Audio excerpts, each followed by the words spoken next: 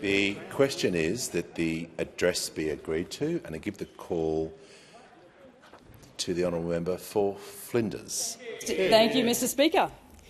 I rise today to express my profound thanks to the electorate of Flinders for re-electing me to represent them in the Australian Parliament on the 3rd of May.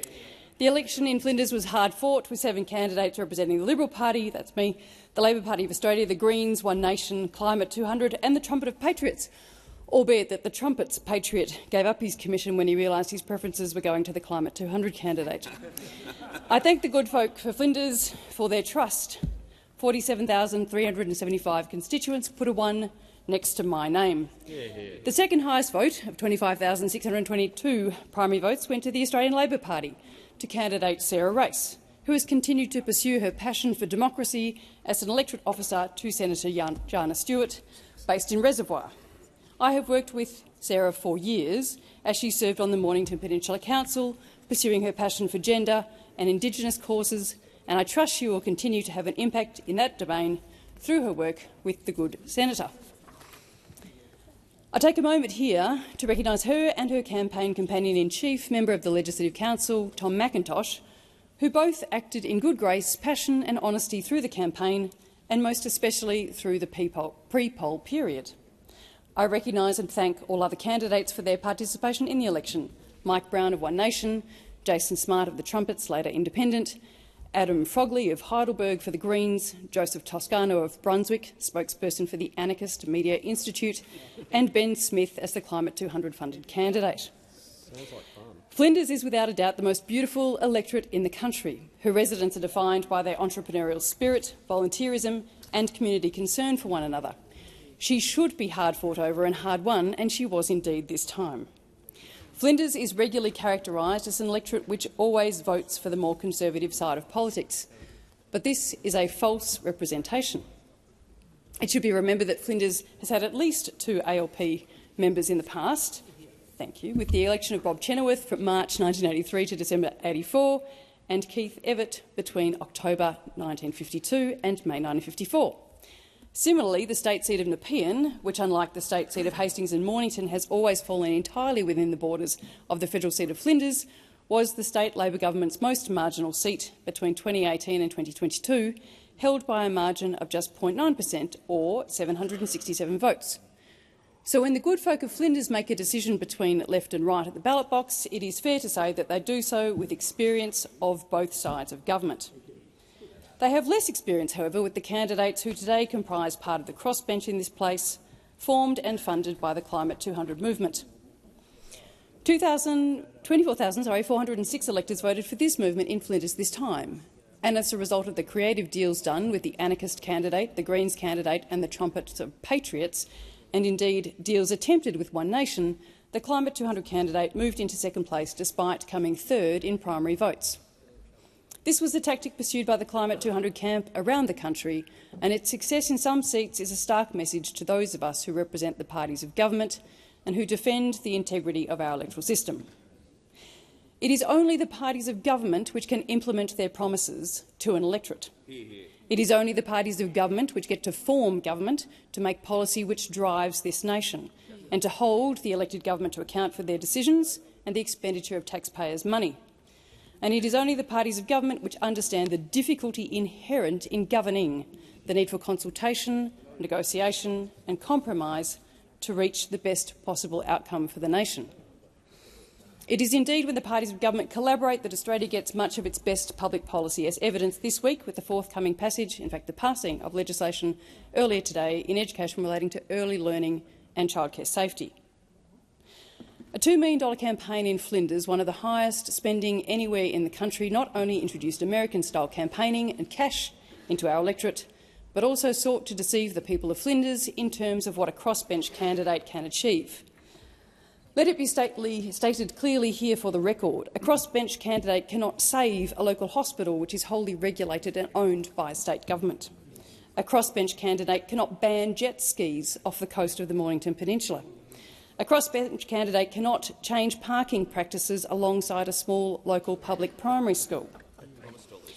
Our electorate was vastly misled by a Climate 200 candidate making promises he could never keep, confusing the competence of Canberra with council and state governments alike, and in doing so increasing the likelihood that those governments will continue to ignore the needs of our local community.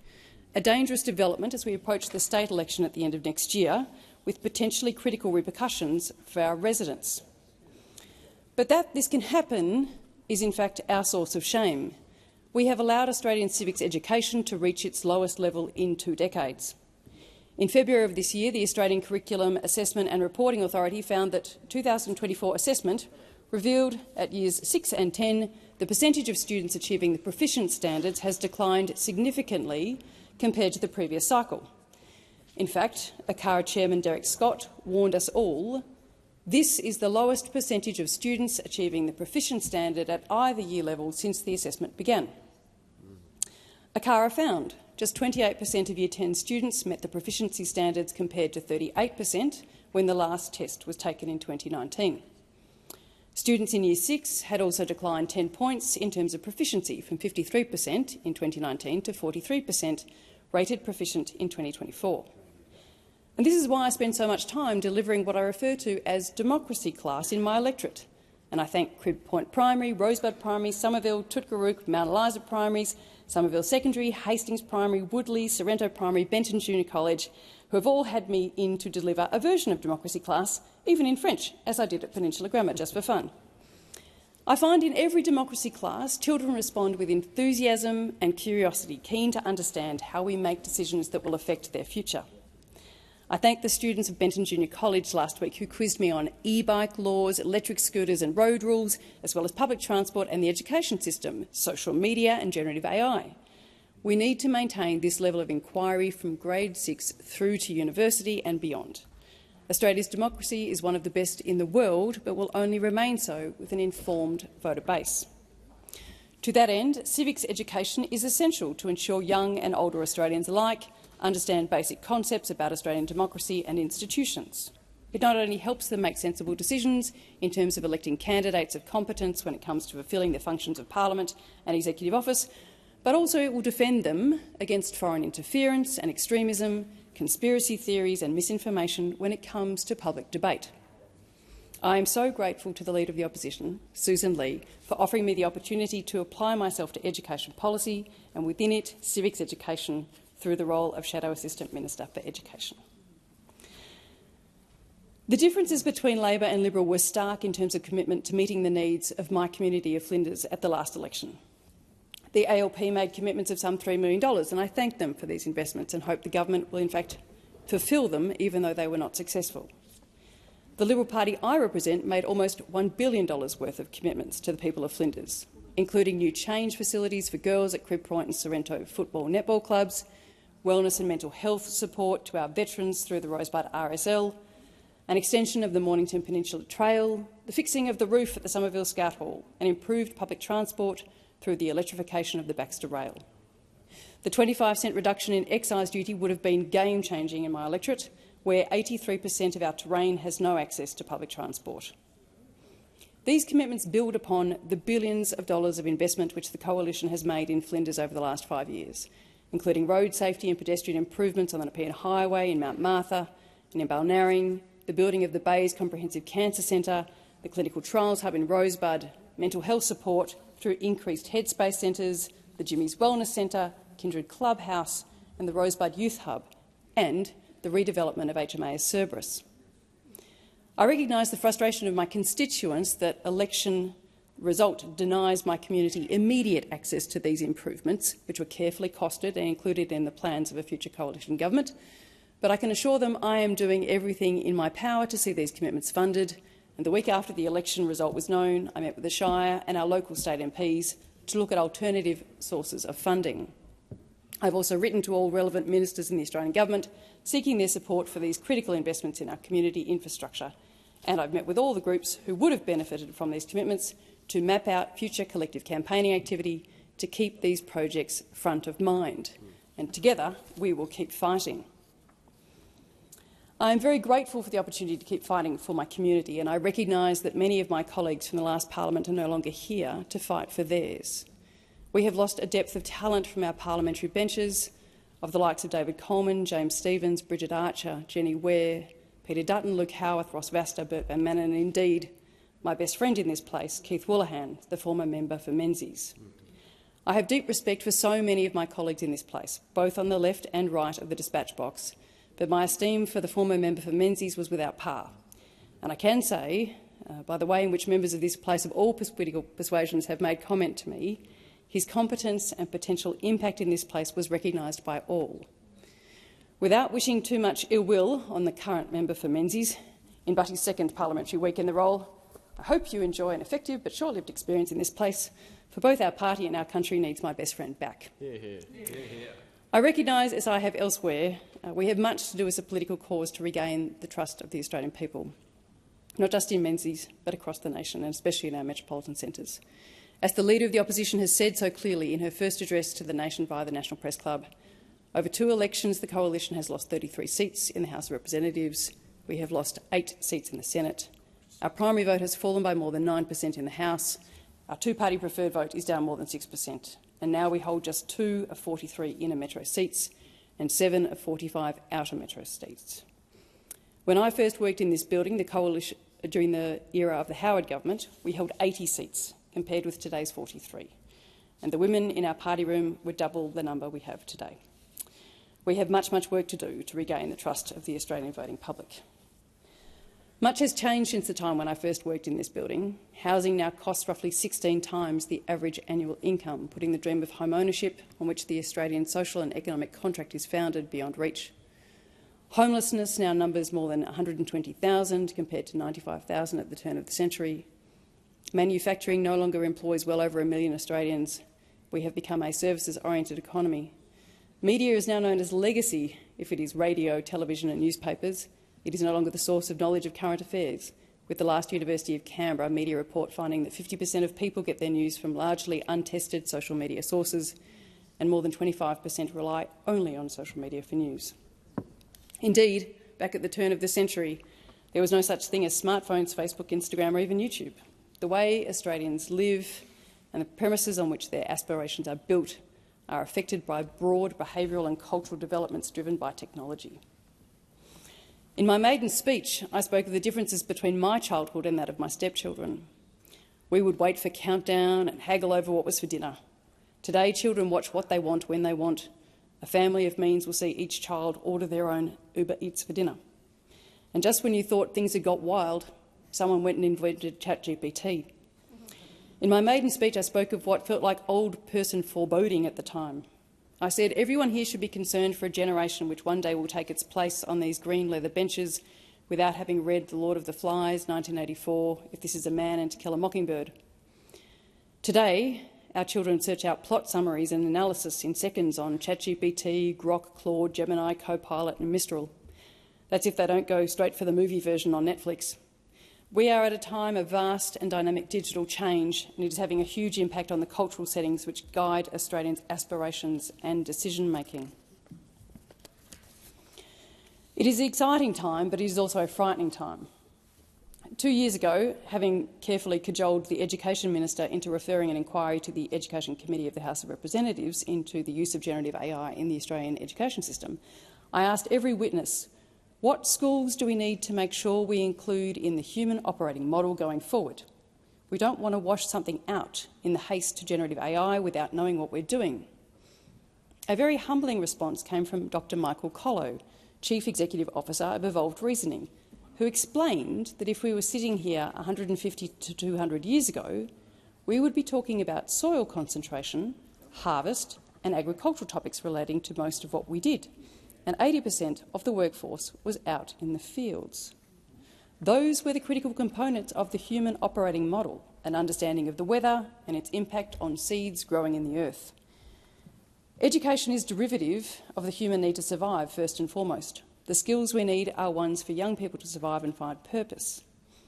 I also asked most witnesses if they could choose between sending their adolescent children to prompt engineering school or law school, which would they choose?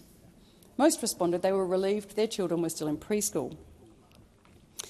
I'm very grateful for the last term of Parliament, albeit frustrated by opposition, and I did not waste a moment in seeking to solve the problems I highlighted in my maiden speech, especially when it concerns the negative aspects of technology. In that speech, I discussed the impact social media was having on young people, and specifically that today's adolescents, 24/7 connected to devices, addled by algorithms and autoplay, were showing signs of stress and indeed, in some cases, distress. I cited what we were seeing more frequently coming out of Melbourne's eternal COVID-19 lockdown, which was self-control difficulties, impulsivity, family conflict, sleep disturbance, inactivity, concentration impairment and poor language development. I thank the former leader and the deputy leader, now leader of the Liberal Party, for trusting me on the Joint Select Committee on Social Media and Australian Society, which examined in detail the damage which some social media platforms have brought to young minds and young lives in Australia. We took evidence across Australian society and heard from sectoral experts, both those involved in the development of social media channels and those who have held them to account, like Frances Haugen, the Meta whistleblower, who accepted my invitation to come to Flinders in March of last year to talk through digital engagement with local secondary school students. The Coalition played a leading role in driving the conclusions of that inquiry and the legislation which followed, which will see the most damaging platforms reject accounts for all Australian platforms for under 16-year-olds from the end of this year. It has also spurred action in terms of more responsible social media, with Meta launching Instagram Teens within months of the committee's report being finalised. Instagram Teens automatically transitions 13 to 17-year-olds to the new, safer platform.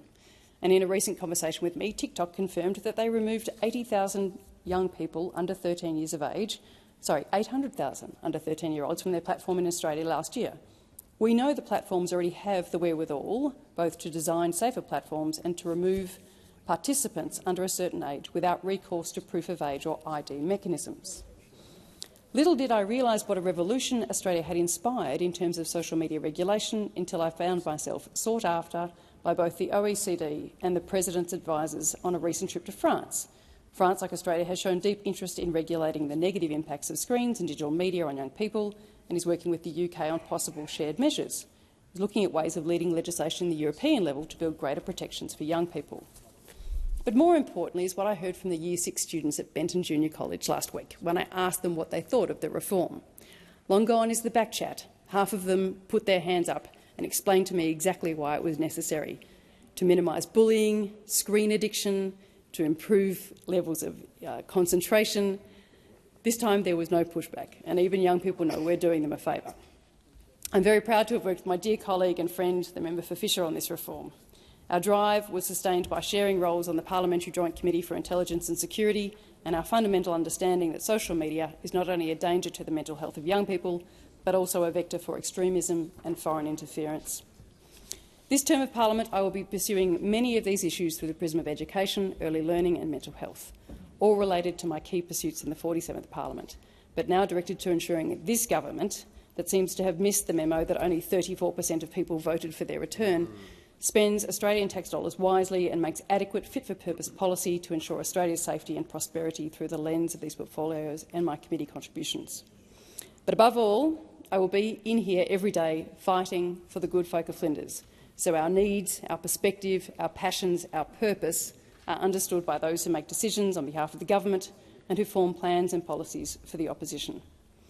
To finish, I save the best for last. My thanks for those who stood by me throughout our campaign, whose hard, voluntary work means I get to stand here and fight for Flinders.